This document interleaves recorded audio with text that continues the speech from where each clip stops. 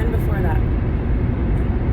That is something that I need to try to cut out of my diet again. It makes my stomach feel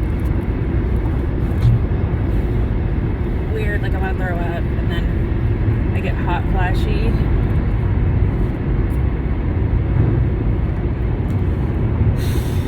But then that goes away and I feel fine. It's just going through this weird hot flashy stage. Yeah, I think that's gonna be my last coffee for a while.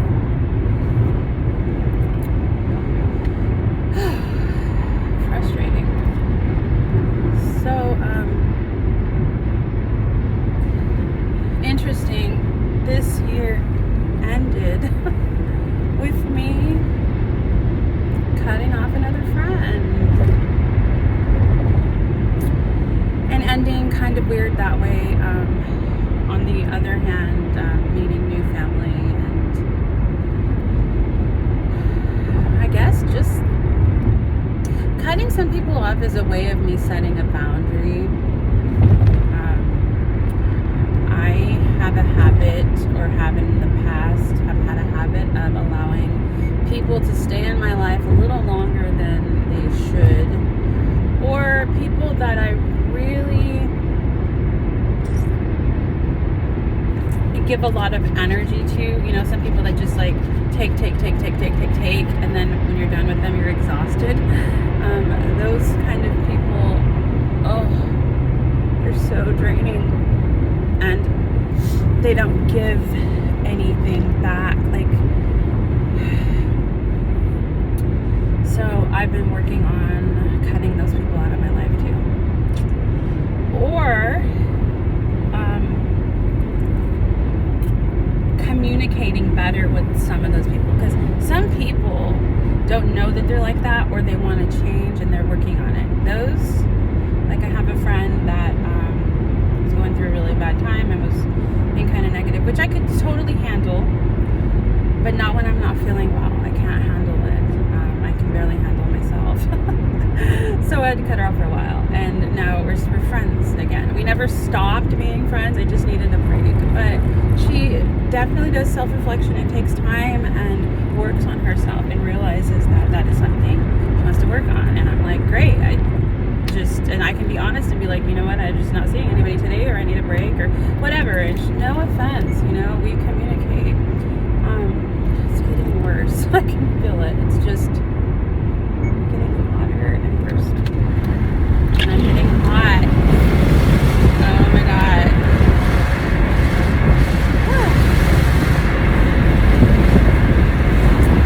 That feels good.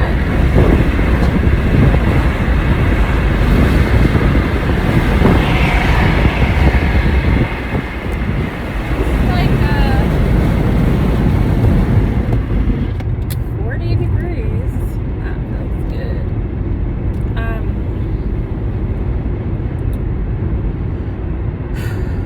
Where was I?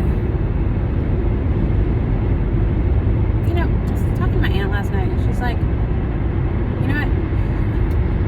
You can't stop me from talking, because then I don't remember what I was talking about. And I'm like, shit, me too.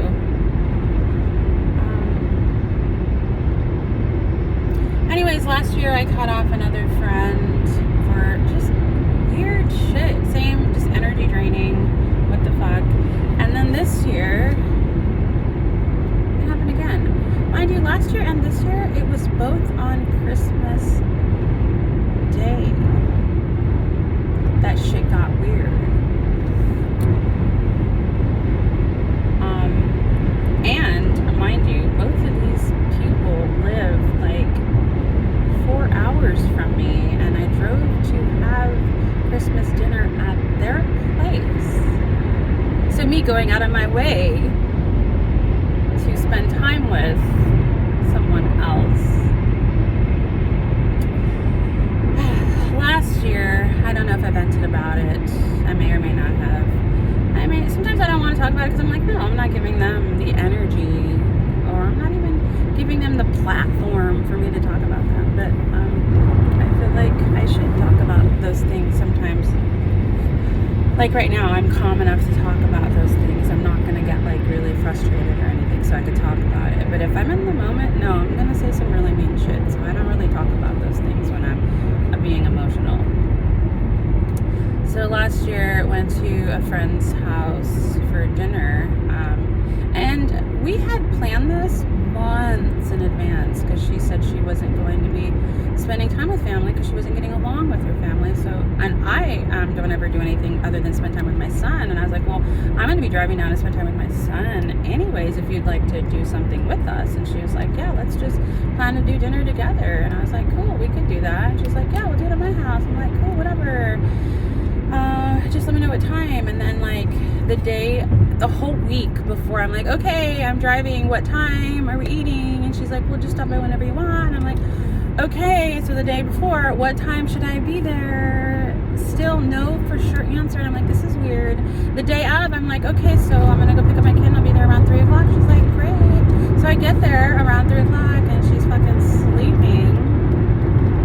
She and her family, who she was not going to spend time with, ate at noon. Everything was put away in the fridge.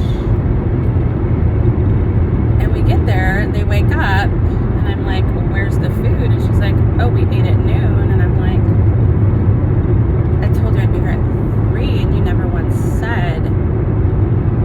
Like, if she had told me that she was going to eat at noon, I would have picked up my son way earlier. I would have got up earlier. Like, it was just fucking weird. And I was like, this is so inconsiderate because now we have nowhere to eat. It's Christmas. Everything is closed. And I drove, not only did I drive like 4 hours to get to the area, I drove an extra 2 hours to pick up my son and another hour and a half back to have dinner at her house. Or brunch or lunch or whatever we were having. So it was a really awkward moment of us heating up the leftovers, whatever was left, eating.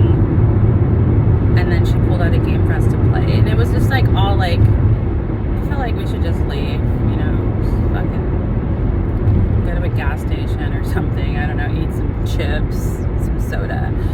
But we decided to just eat whatever was there. And then I blocked her and never talked to her again because I was like, wow, I thought we were friends, and obviously your idea of friendship and mine are way different. I actually give a lot, and I have a lot of communication and a lot of respect to my friends, and if I don't get that back, I guess I have a high standard for a friend, okay? I'm a really good friend. There aren't a lot of really good friends out there, unfortunately. So even the friends that I do have now that I call my best friends, they are not the best of friends, okay? They wouldn't, I don't even see them, okay? It's mostly communication over this phone. If they answer, they don't always answer. And like I said, I saw one once in 10 years and I saw the other one once like 4 years ago. And then maybe 4 years before that. So maybe you see her like once every 5 years maybe? I don't know. So I guess I don't have any friends, what I'm realizing. But whatever. I'm cool with it. I'd rather not have any friends than to have some shitty friends, you know? The people that I'm friends with the longest, that I've been friends with the longest, that are still in my life, are people that I can communicate with, okay? Whether I'm a better friend or not, it doesn't matter. I can still communicate and I still enjoy their company. So this year, again, I was talking to a friend who, mind you, she reached out to me over the summer suddenly, and she was the friend of the other person I cut off. And I had told her, hey, I'm not talking to that person anymore, so if you can not tell her that you're talking to me, I don't want her to feel bad that I'm still talking to you and not talking to her. And she's like, oh no, I understand, right? And we didn't really talk a whole lot. But then suddenly she's like, oh my gosh, I broke up with somebody and now I can talk to people. And I'm like, well, I didn't know you couldn't because we hardly ever talked anyways, right? But hey, if we want to like get to know each other better and be better friends, that would be great. And so I asked her what she was doing Christmas week because I have like a week off. And she said that they're having Chinese for dinner and she's having some friends over if I would like to come over. And I'm like, well, I was planning on having dinner with my kid because I didn't want the same thing that happened last fucking year to happen this year. But yeah, we can come over and have Chinese with you. Like, I wasn't calling her and asking her what she was doing for Christmas to like invite myself over for Christmas. I was just like, hey, I'm going to be in the area. I have a whole week. Maybe we can spend a day getting lunch or something. And so, mind you, we had this huge fucking winter storm the week of Christmas. The passes were shut down a couple times, lots of accidents, lots of sheets of ice and snow all over the Northwest, and me and my husband still drove across the pass to get to Eastern Washington. And I went and picked up my son. Matt and I made a dinner on the Saturday before Christmas so we can actually have one together in case shit hit the fan again. But we still showed up at her house, even though 4 other people canceled because they couldn't get out of their driveways or down the hills or whatever their excuse was. We drove across the fucking state in the same fucking weather and we made it just fine. I mean, it took a lot longer, but we made it.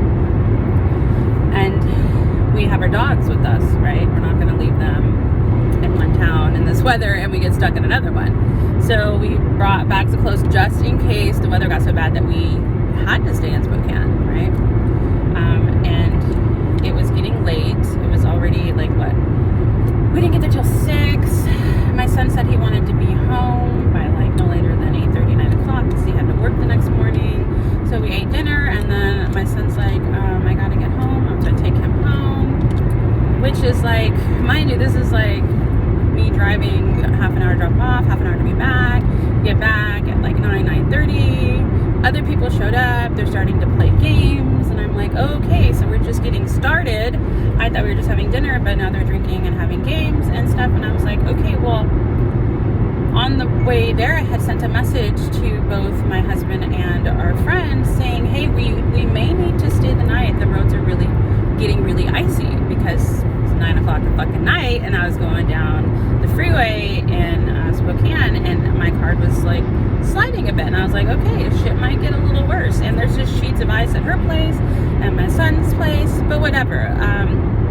It wasn't a for sure we're definitely going to stay here. And I was totally okay with her saying, you know what? No. And then we could have got a hotel, you know, or maybe driven back to my son's house and stayed at his apartment. Something. Figure out something. But we're probably not going to make it home tonight. And then especially if they're drinking and playing games, right? And so she's like, you guys, I don't know, you have your dogs. And I was like, well, cool. I mean, the dogs can sleep in the car or whatever. And she's like, no, the dogs are not sleeping in the car. And I'm like, well, I mean, Daisy can like sleep in her kennel with us in the room, and Rainier can stay in the car. He's a husky. Like, he loves the cold. He's fine. There's blankets back there. Like, it's fine. And she's like, no. And said that her cat has major dog anxiety. And we're like, it's cool. We don't have to stay here. She's like,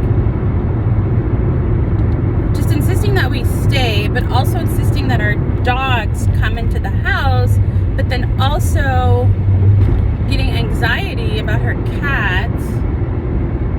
And so I'm just thinking, whatever, you know, like whatever. We'll just play these games, and if we stay, we stay. If we go, we go. No big deal. And so she's like spending most of the time in her room, like an hour in her room, trying to calm her cat down. But I get the feeling that she's the one that's feeling anxious, and her cat's like anxious because she's anxious now. I mean, I don't know. I can really tell. And then she comes back. She's fine. She's drinking. We're playing a game. She's having a great time. Everyone's laughing. We bring the kennel inside the house. The neighbors are like, hey, we got an extra kennel. We can put him downstairs. I'm like, cool. If he can go downstairs, whatever. He's going to be in the kennel.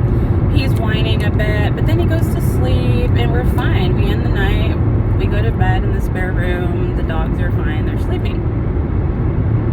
The next morning, as soon as I heard Rainier, because I'm such a light sleeper and used to hearing him, and I'm always up in the morning, 4, 5, 6, 7, 8, it doesn't matter, I'm up and I take him out immediately. I took him immediately to the car. The trunk of my Subaru is all his. It's like his bedroom. I gave him some food, some water, and then just took him out and let him just stay in the car, you know. He doesn't have to be in the house now. He's up. He can stay in the car until we leave. We're going to get up soon and we're going to leave too. And then I laid back down just for a bit. Matt had already taken Daisy out to pee. Daisy's pretty quiet. She just sleeps. She's in her kennel with the door shut. Mind you, earlier this morning I went to the bathroom, and on my way back to the bathroom, the kitten with anxiety was purring all over me and trying to get into our bedroom with us. And I was like, no, I gotta shut the door. Otherwise I would have just left the door open and let him come in there. But the owner, who I thought was my friend, was being anxious about not letting him around the dog. So I shut the door on him and he got mad and he was like, prowling at the door wanting to get into our room. And I'm thinking, well, if this fucking cat is so anxious, why is he trying to get into the room where the dog is? And Daisy's 17 years old. She can't hear, see, smell, nothing. So she doesn't even move. So the cat whining isn't bothering her at all. And then this girl walks into the room, opens the door and says, you guys need to leave. It's like 8 in the morning right now, okay? She says you guys need to leave. She said that we were super selfish, inconsiderate, put her in a really messed up situation, did not even consider her cat's anxiety. We ruined her birthday, which I guess was the day she was kicking us out, because now she can't even relax because she's so anxious and she can't believe she even has to explain this to us because we should know. But I'm sorry, you gotta go. And we're sitting there in shock like, what the fuck? And I said, no problem. We got up and we left. I swear, like 2 minutes, we were gone. But we forgot something upstairs and I wasn't gonna go get it. My husband is like, I'll go get it. And I was like, I'm just ready to leave this shit. Whatever we forgot, let's just leave it. Let's go. Forgot our games, our board games or some shit. I don't know. He went upstairs and got him and I'm like, oh, did you guys talk? And he was like, yeah. Yeah, that's why I didn't want to go up there because I was like, dude, no. We went to bed at like 2 in the morning and I got up at like 6:30, 7 in the morning to let my dog out and now it's 8 and what the fuck? Like, okay. And we both went to breakfast because we're like, well, let's just go eat and figure out what we're gonna do next. We were just gonna drive to Tri-Cities to my brother's house, so we ended up doing that. And we could have probably done that the night before. I mean, we had no schedule. We were flexible. I mean, whatever. Yeah, the ice is icy, but if I had to drive over, I would have done it. I don't care. I would have fucking done it. I've stayed the night at this girl's house before a couple times, so she's like, I'm sorry, it's just like, you know, if it's just you guys, but you guys have the dogs, right? So I blocked her. Like, what was that? What the fuck was that? That was weird. You know, like, come on, girl, like, speak your mind, set boundaries. If this is how you felt last night, then you should have said it.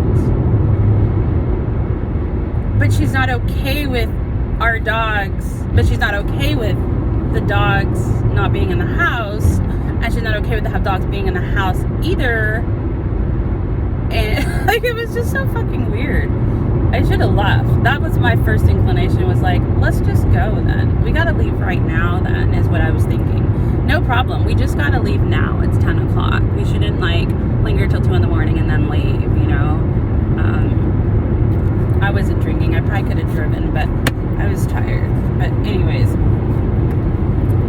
so there goes that person that I thought might be a good friend, might turn out to be a good friend, but did not, you know, because I think I'm just a little more hospitable. I was raised, even though I was raised fucking poor, I was raised to always make room in my home for someone in need and to always feed everyone that came into my house. Always offer things to people, even strangers. You know, if there's people in need, you just give it. And what I'm realizing, and I'm not trying to sound racist or anything, but I've realized that a lot of white families don't do that. They that's just not their culture, and I think it's just a cultural thing. Us Meztecan, indigenous Mexican people, like we just open our doors to each other and accept everyone as family. Now, the more Spanish folks, they're not like that. They're not like the Mexicans. Okay, don't get those confused. Spanish people are Europeans, and they are a little more selfish, and they are usually a little more wealthy because they're white. I mean, come on. We Mexicans happen to be mixed with Spanish and, if you want to call it Indian, that's not even the right word for it, but we're mixed, but we're mostly indigenous. We were just conquered, okay? Anyways, the cultures are different. And I just thought it was weird. It was weird. It was shocking. And it did hurt my feelings. I was like, wow, another Christmas, another friend. I'm being selfish. I'm being selfish by driving 4 hours in the fucking a snowstorm to have dinner at your house. And I'm being selfish by suggesting that maybe we not drive back past midnight in the ice and snow when everyone else canceled to go to the fucking dinner party because it was dangerous outside. What the fuck? And mind you, this bitch's got like a 2-story fucking 4-bedroom home all to herself. But I'm selfish. Oh my god. Okay. So now I'm starting to make myself upset. It's time for me to go.